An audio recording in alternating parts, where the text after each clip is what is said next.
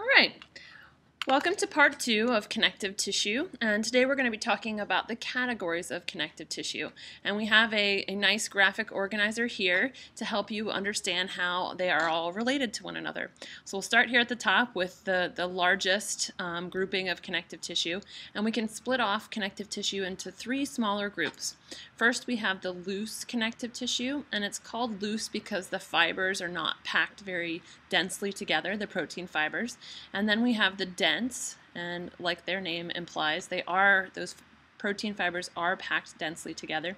And then we have the specialized connective tissue over here. And we'll talk about each of these groups here in a second. So what do we find underneath of loose connective tissue? So first we have what's called areolar connective tissue, and then we have adipose connective tissue, and lastly we have reticular. So in the loose, we'll see a whole lot more of the extracellular matrix because those protein fibers aren't packed very closely together. So we'll put under here more ECM. And then under dense, we have irregular,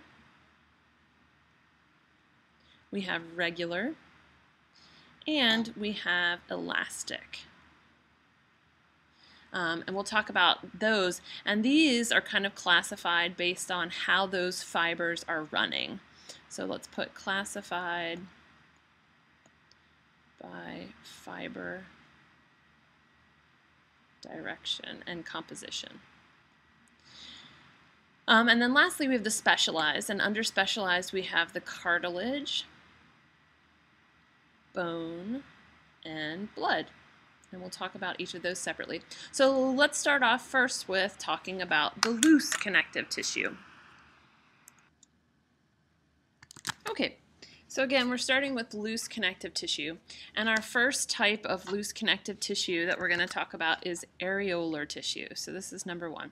And areolar tissue is made up of mainly fibroblasts. So we have a lot of those big star-shaped cells, and we can think of this as being a fibroblast here. And of course, because it's mainly fibroblasts, we have a considerable amount of protein fibers running through areolar tissue. This tissue does a lot. First, it helps to bind epithelial tissue or skin tissue to underlying structure or underlying organs. So it helps to act as kind of an anchor. So we'll put anchor here in parentheses. And then it also does a lot to just fill spaces in the body. We can't have big empty spaces in the body. We have to fill those spaces between organs and between tissue types with a structure. And so areolar tissue does a lot to just fill in the spaces, fill in the holes. So we can also think of it as kind of filler. So we'll put filler here. And then lastly, it helps to nourish the epithelial tissue. We talked about the fact that skin doesn't have its own blood supply. It's avascular, so it has to get its blood and its nutrients from somewhere. And so what happens is that the nutrients diffuse from this layer. All the nutrients diffuse from the blood supply in areolar tissue upwards and get into the epithelial tissue. So it helps to nourish or feed epithelial tissue or skin. So it anchors, it fills, and it feeds, and it's mostly fibroblasts. So we can think about this as the 4 F's. Okay. All right. Next up, we have adipose, and adipose is otherwise known as fat. And we call the cells that are found in adipose tissue adipocytes. And so here we see them. Fat shows up in dissections as being yellow, so that's kind of true here. You would see it as yellow, and when we do our chicken dissection, wing dissection, you will definitely see the adipose tissue as showing up as yellow. The job of adipose tissue in the body is to cushion, and it does that around important organs. It helps you to not break bones when you fall. It helps to insulate, so the more fat you have, the better you are at retaining heat. And also it helps to store energy, so we'll put energy storage. So it has 3 big important jobs in the body. When you're born with a layer of adipose tissue around your entire body that is the same thickness, and that helps to contribute to what we call as baby fat. And as you get older, that layer thins in places, and it thins in different places in men than it does in women. Women tend to have a thicker layer continue around their hips and their rear end, and men tend to have that layer of adipose not thin around their chest and their stomach, so you get that barrel-chested look. So that's just an interesting fact that it thins in different places as you get older. And then our last type of connective tissues, this would be number 2. Our last type is reticular tissue. And reticular tissue is made out of what we call reticular fibers, and they form kind of a mesh-like structure, and they help form or support the internal organ walls. So you can think of it kind of like a soccer net. Helps to kind of keep everything in and support and maintain through that mesh of protein fibers. So it also has a pretty important job in the body. So that's it for the loose connective tissues. And again, so loose, we either are missing protein fibers, so not a lot of protein fibers. So in adipose, for example, we don't really have any protein fibers, or they are very loosely packed. So here we have one here, and we have here, it's loose, and then here, again, it's loose because it's forming this mesh, and they're not really packed very dense together. So loose connective tissues are named loose because of the fact that they are either missing protein fibers or those protein fibers are not really packed closely together. All right, let's move on to talk about dense connective tissue. Okay, let's talk about dense connective tissue. So dense connective tissue gets its name because it has less cells and more fibers, specifically collagen. And because those fibers are so plentiful, they get really packed together, hence the name dense here. Okay, so our first type of connective tissue that is dense is called irregular connective tissue. And the reason it gets the name irregular is that it has a bunch of fibers that are running in different or opposite directions. So I like to think about the irregular like pickup sticks, if you've ever played that game at your house. And as you see through this particular picture, those fibers are all pointed in different directions and oriented differently. Next, we have their job, and their job is that they form this really thick and full of fiber capsule around organs for protection. Next up, we have the regular connective tissue, and the reason, again, that their name is regular is that their fibers run parallel to one another. So when we look over here, we can see these fibers and notice that they are all running the same direction. This allows those fibers to get even denser, and because they're all running in the same direction, like a rubber band, they can withstand a lot of pulling forces. So if you had a bunch of rubber bands that you looped around your hands and you pulled them, they would all be running in the same direction and they could withstand a lot of pulling force. Whereas if you had all those rubber bands running in different directions and you were trying to stretch them, they wouldn't really stretch very well, which is why irregular isn't used in the same way that regular is. So the regular connective tissue is used for our tendons and our ligaments. And so let's differentiate those here so that you have this somewhere in your notes. So tendons are what connect muscle to bone, and ligaments connect bone to bone. So the way I remember it is lig-bo-bo. Lig-bo-bo, ligaments are bone to bone. And the other important aspect here of regular connective tissue is that it really does not have a very good blood supply. Because those fibers are packed so densely together, there isn't a lot of blood vessels, space for blood vessels. And so when you injure a tendon or a ligament, it takes a very long time for those to heal because it doesn't have a good blood flow. So there's not a lot of cells going to that area to clean up all the dead tissue and to repair all the dead tissue. So it just takes a considerable longer time for those kinds of injuries than it would if they did have a good blood supply. And so last up we have elastic. And then the elastic tissue fibers, again, are very stretchy, kind of a multi-directional stretch. And as you can see, these fibers look very smooth. These fibers look very very coiled, almost like they're scrunched up. And so elastic, because they look like coils of a spring, they are very, very, very stretchy. This serves to help you attach your vertebral discs in your back to one another, the bones in your back and your spinal column, and it allows you to be very different in the way that you move in terms of direction. So it helps with direction and flexibility in your back. All right, so we've gone through loose now connective tissue, we've gone through dense connective tissue, and all we have left here is the specialized connective tissues. And again, those specialized are going to be the cartilage, the bone, and the blood. So let's talk about cartilage first. Okay, so cartilage is an interesting connective tissue. Cartilage is made up of chondrocytes. Those are the cartilage cells. And those chondrocytes here are located in these little spaces that are called the lacuna. And we can have a couple different chondrocytes or cells in each of the lacuna. And because they're located in this lacuna, or this particular space, they don't really move around very much. Because they are packed together in these different groupings of cells, the cartilage tissue is very rigid. It's not as rigid as bone, but it's more rigid than muscle. And it serves to support and protect in the body. We have cartilage in a lot of different areas in the body. One of the most specific examples and most important is the cartilage that's found at the end of your bones that helps to prevent friction between the bones as they move against one another or slide past one another. Cartilage cells do not have a direct blood supply, and because they don't have a direct blood supply, again, the ability to repair this tissue is limited.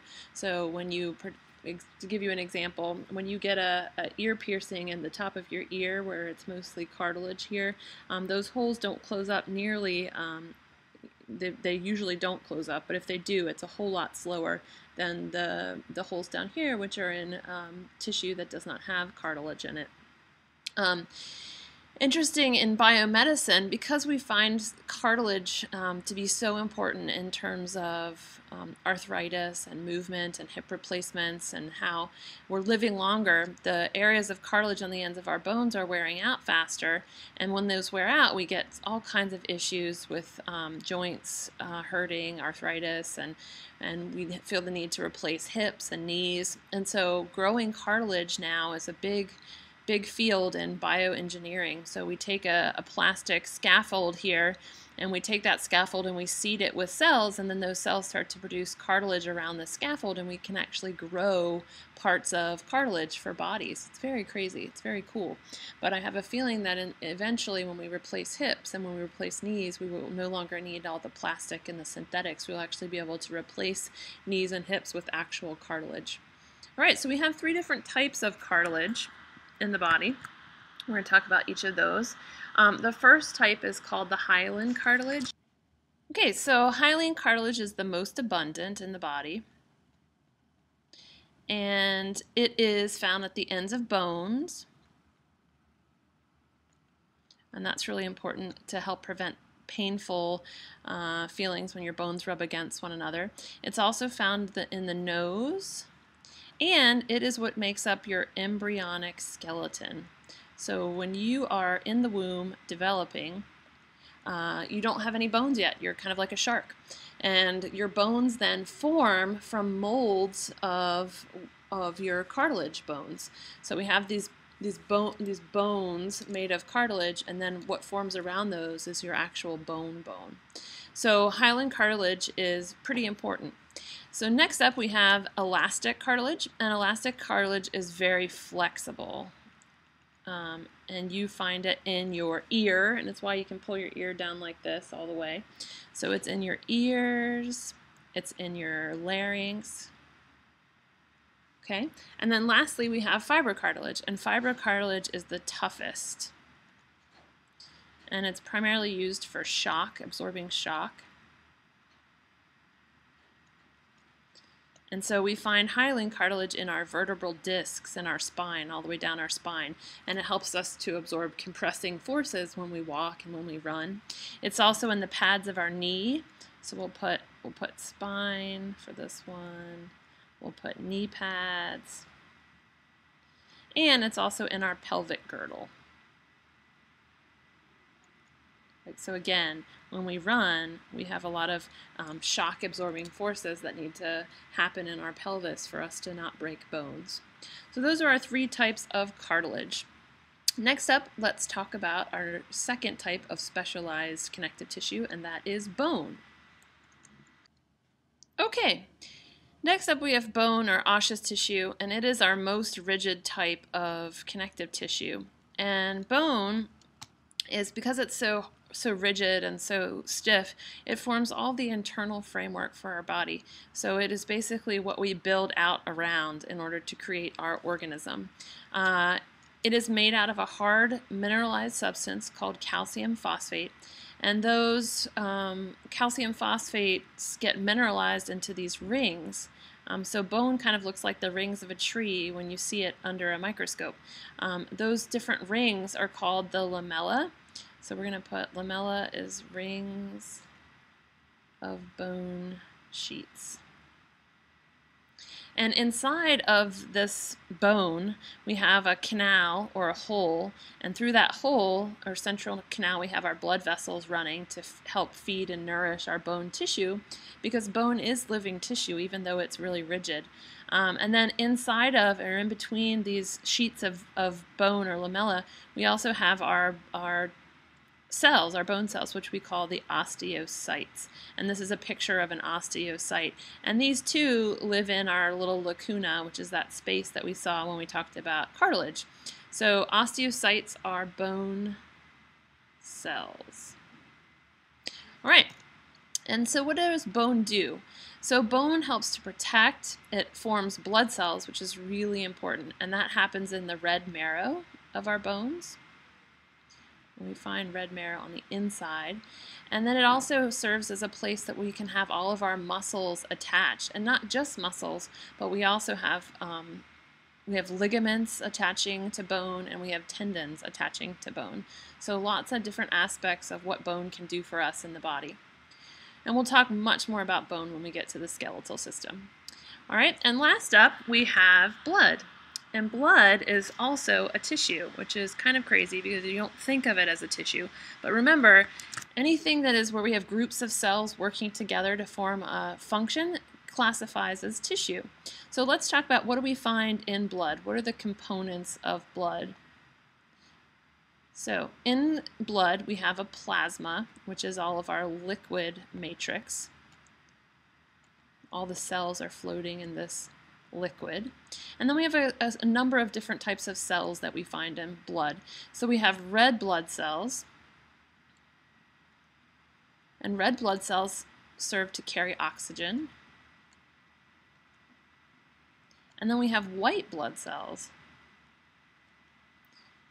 and white blood cells help fight infection. And so they're pretty important in terms of our immunity and our immune system. And then lastly, we have platelets, and those help our blood to clot when we have an open wound. So blood can act to do a lot of different things. It helps to nourish because it carries oxygen. It helps to fight off infection, and also helps our blood to clot if we have an open wound. And so here we see all the different components. White blood cells are a little bit larger, and then we have the red blood cells, and then we have these kind of smaller cells that are platelets that kind of are floating around, that are like pieces of cells. And so one thing that we'll talk about and we'll do a lab on soon is all of our different types of blood. So we have different types of blood, and you may or may not know your type of blood, but blood gets classified by a number of different proteins that are found on the surface. So proteins can look like this, or proteins can look like this.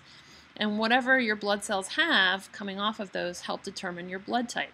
So we have people that are type O, we have people that are type A, we have people that are type B, and we have people that are type AB.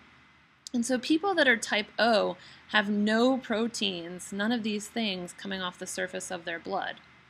So I'm going to put no proteins. People that are type A have the A protein coming off the surface of their blood. People that are type B have the B protein coming off the surface of their blood. And people that are AB, like this person that has both, have both of those proteins. So we'll learn a little bit more about that when we do our next lab when you get back from Thanksgiving. All right, so we're finished up with the connective tissue, so you should have all that you need in order to finish up your study guide. All right, we'll see you next time.